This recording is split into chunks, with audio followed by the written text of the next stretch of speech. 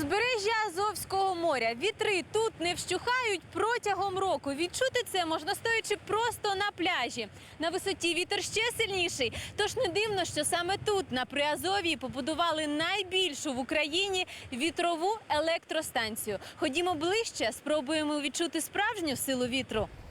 Гігантські білосніжні вітряки – пункт управління станції у формі купола. Здалеку всі ці споруди більше нагадують космічну лабораторію, ніж місце, де вітер перетворюється на електроенергію. Сьогодні Ботіївська вітрова електростанція найбільша в Україні. День і ніч тут обертаються гвинти 65 вітротурбін. За вчорашній день, наприклад, ми згенерували 3,5 мільйона кіловат-часов.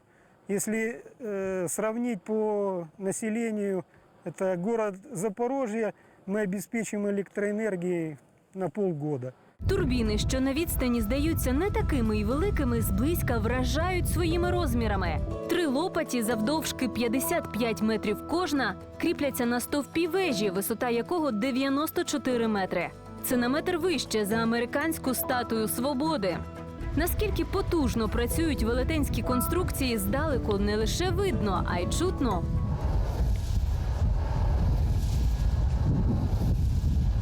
Працівники твердять, вітрова електростанція майже не шкодить навколишньому середовищу. Мы не загрязняем атмосферу, вредные выбросы. Работа станции в течение года, это сокращаются выбросы в атмосферу порядка 600 тысяч тонн СО2 ежегодно.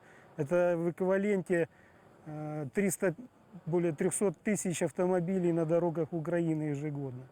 Чи не єдиний мінус у функціонуванні таких установок – залежність від погоди? Если ветер больше 25 метров в секунду, она автоматически останавливается. Или если ветер меньше 3 метров в секунду, она тоже не генерирует, тогда она потребляет.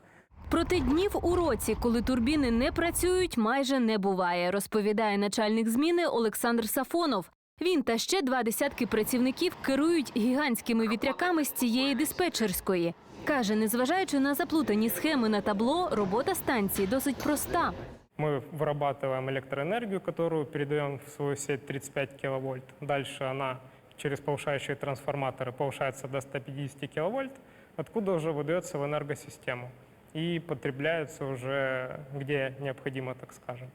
Строк експлуатації таких вітротурбін – 20 років. За підрахунками спеціалістів, за цей час, якщо станція працюватиме без перебоїв, можна зекономити майже 35 мільйонів тонн вугілля, які знадобилися б для роботи вугільних енергоблоків.